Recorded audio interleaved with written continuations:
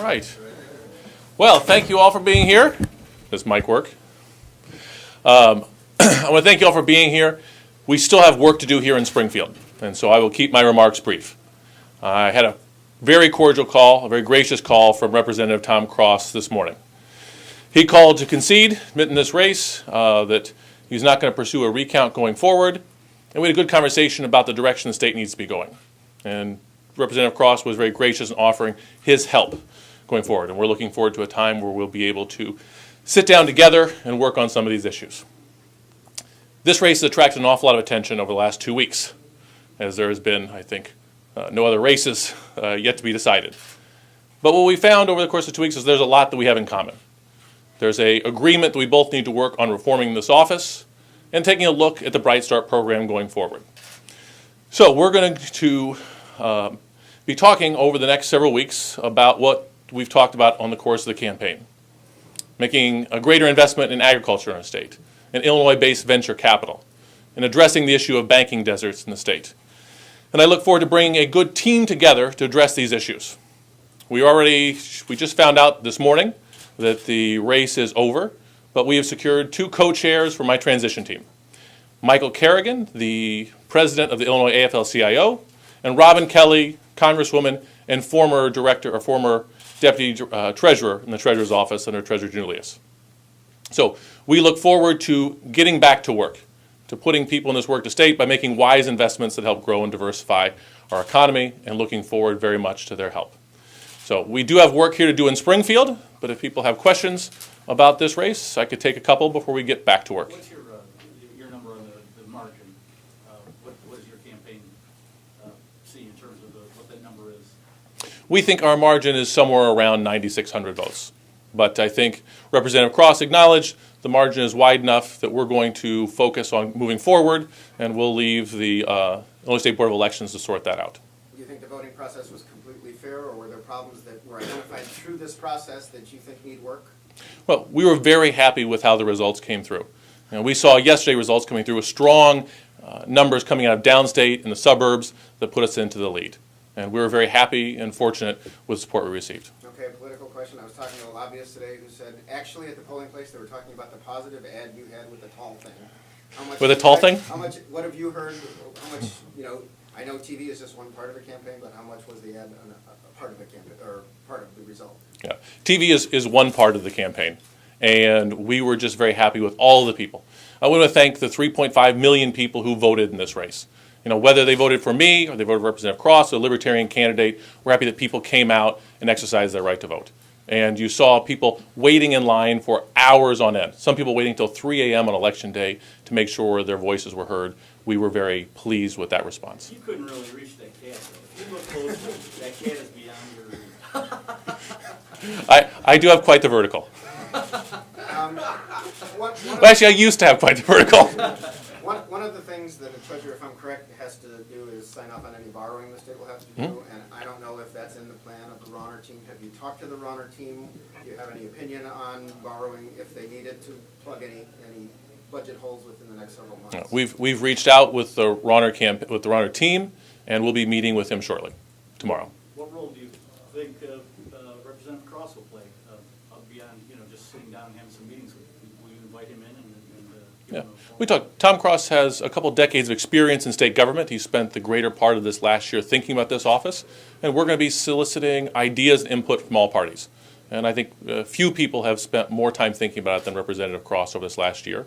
And we talked about sitting down and finding ways to work together. What's your biggest challenge in the foreseeable future once you step into the new seat? Well, I think the big challenge right now is putting together a transition team. We feel very good about the people who have agreed to lead this transition team, but we're going to be adding more people to it as we go forward and looking to people from different backgrounds, different parts of the states with different experiences to make sure that we have a good team in place to implement our agenda. In the last 12 to 24 months, we've seen the state's credit rating plummet, to say the least. What is your hopes to bring back some respect to the state's credit rating? Yeah. We look forward to working together in a bipartisan manner in the way I have done as a state senator. I come from part of a state where I have a Democratic representative and a Republican representative. And we find that we're most successful when we work together on solutions. Speaking of bipartisan, it appears that you performed well and outperformed Governor Quinn in some areas.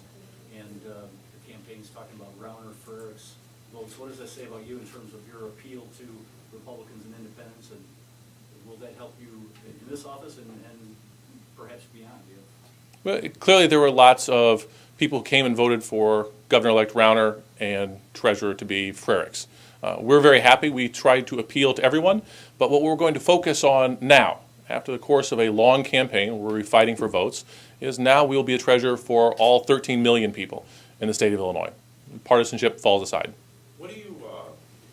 What part of your victory do you credit to the legal changes that were made on mail-in, absentee, same-day registration, et cetera?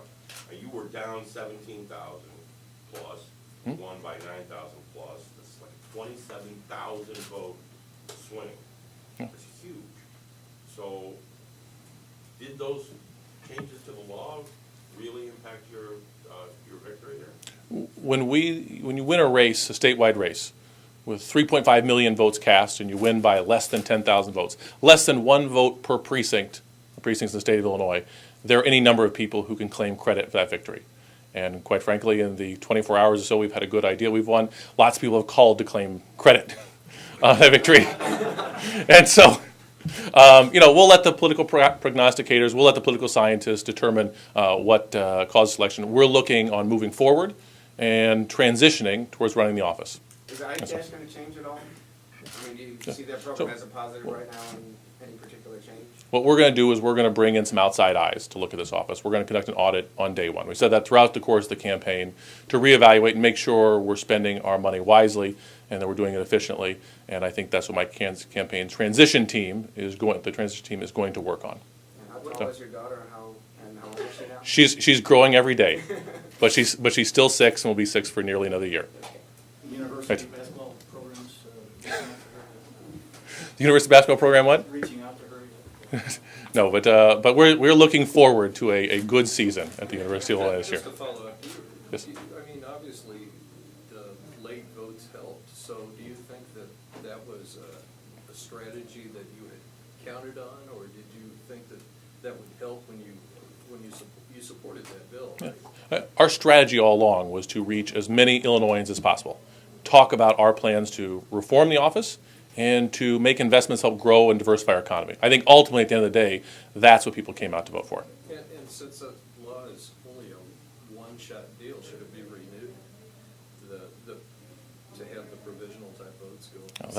That's probably a question for the Senate President and the Speaker of the House.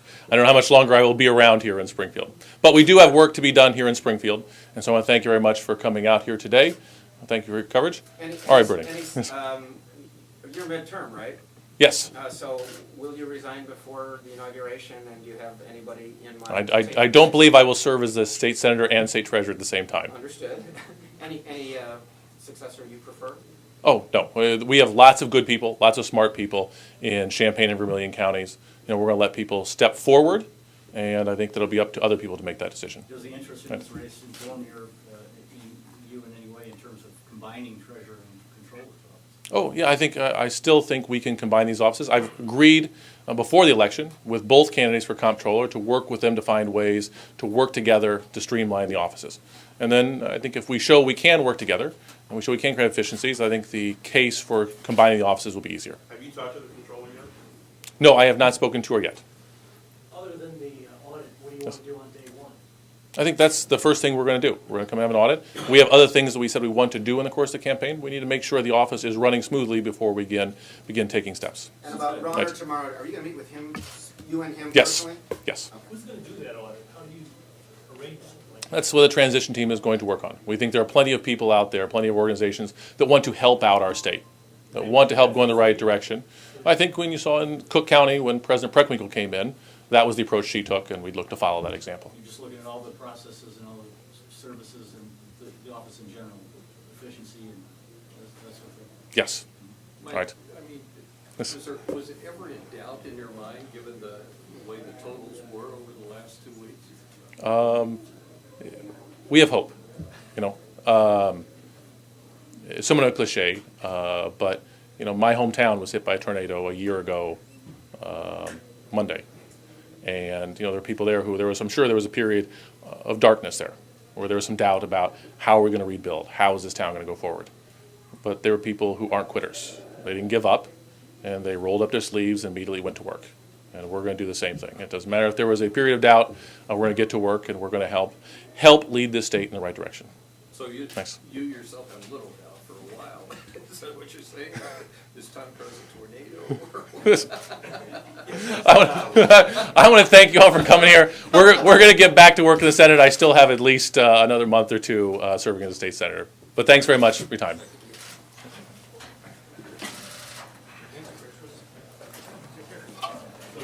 that mean Cross was the trailer park? He got rolled apparently. Good job. Devastating destruction. Thank you, sir. Sure.